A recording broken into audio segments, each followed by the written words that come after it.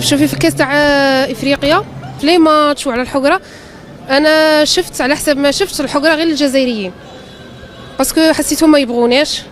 الدول الاخرين ما كانوش انتريسي بيهم، كي لعبت مصر كي لعبت تونس كانوا يلعبوا نورمال ويخرجوا عادي. كي تجي فينا حنا تيكيات ما كانش، المعامله صفر.